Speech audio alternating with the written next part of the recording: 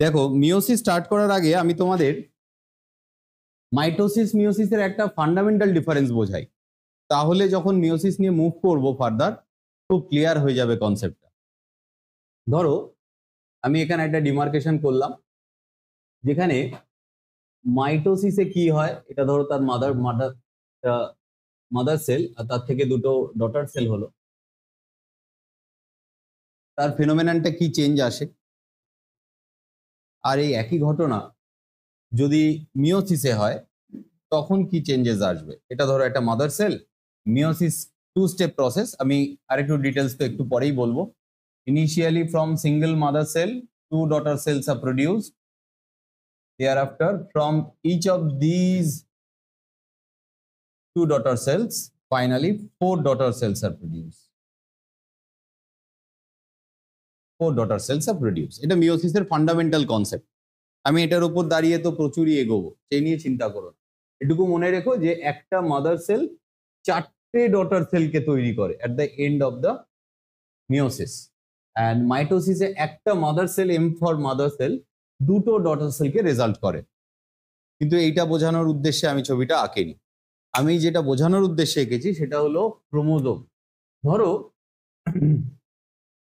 এর মধ্যে দুটো ক্রোমোজোম আছে মাদার সেলে, সিম্পলিফাই করার জন্য সহজ জিনিস দিয়েই ভাবা উচিত, নিশ্চয়ই 200খানা ক্রোমোজোম নিয়ে আগেই ভাববো না। So let's try to make the thing very simple. তো mother cell right now containing 2 chromosomes. What will happen or what will be the fate of these 2 chromosomes after the completion of mitosis? এরা তো কথায় পড়েছি যে chromosome number reduce হয় না, তাহলে কি থাকে? এই কি হয় দেখো, এই ক্রোমোজোমটার একটা আর্ম এখানে আসবে, একটা আর্ম এখানে আসবে। একটা ক্রোমোজোম দুটো ক্রোম্যাটিড নিয়ে তৈরি হয় আমরা জানি, মানে এটা ধরো একটা ক্রোমোজোম, এটা আর একটা ক্রোমোজোম, তো এরকম ছিল। এরা সেপারেট হবে এবং একটা উপরে যাবে আর একটা নিচে আসবে। একই ক্রোমোজোমের এই ক্রোমোজোমটার একটা আর্ম উপরে একটা আর্ম নিচে গেল, এবং নিচেরটারও তাই, একটা আর্ম নিচে গেল একটা আর্ম উপরে গেল। অর্থাৎ এই ক্রোমোজোমটারই দুটো ক্রোম্যাটিড ডিস্ট্রিবিউট হয়ে গেল। এখানে কি চেঞ্জেস আসলো ভালো করে বোঝো।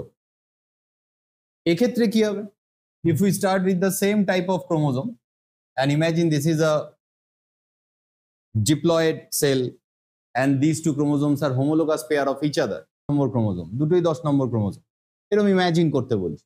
ধরো এটা দুটোই একই পার্ট, এটা ধরো একই ক্রোমোজোমের দুটো হোমোলোগাস ক্রোমোজোম, তাহলে এর ফার্স্ট ডিভিশনে কি হবে, যেটাকে আমরা বলি মিওসিস 1 ডিভিশন। এখানে কি হলো, সেখানে হবে প্রথমে দুটো ক্রোমোজোম সেপারেট হবে। মাদার সেলে দুটো ক্রোমোজোম ছিল, এবার এই ইন্টারমিডিয়েট ডটার সেলটাই একটা ক্রোমোজোম হয়ে গেল, ক্রোমোজোম নাম্বার কমে গেল। তার পরের ডিভিশন যেটাকে আমরা বলি মিওসিস 2 ডিভিশন, সেখানে কি হয়, মিওসিস 2 ডিভিশনে এই আর্মটার আবার দুটো ভাগ হয়, মানে এই যে ক্রোম্যাটিডটা দুটো ছিল সেটার আবার ভাগ হলো, অনেকটা মাইটোসিসের যে কনসেপ্ট, এখানেও ঠিক তাই, যে ক্রোমোজোমটা আছে তার যে দুটো ক্রোম্যাটিড সেটারও একটা একটা করে ভাগ হলো।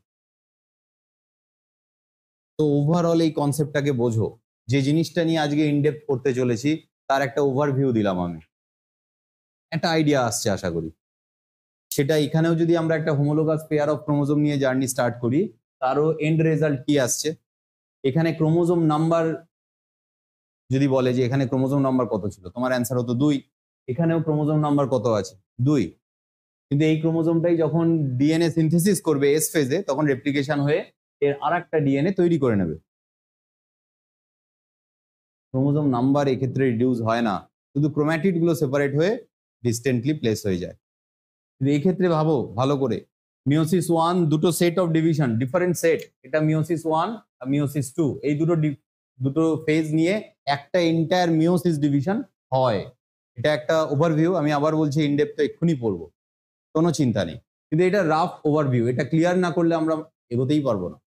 সেখানে দেখো ফার্স্ট ডিভিশনের নাম্বার কমে গেল, এখানে যদি 20টা থাকতো 10টা হয়ে যেত,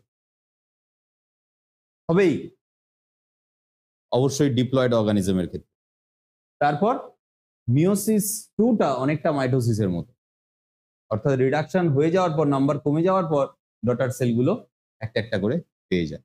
ওর জন্য ডটার সেল মাদার সেলের থেকে হ্যাপ্লয়েড হয় এবং একটা ক্রোম্যাটিড কন্টেইন করে।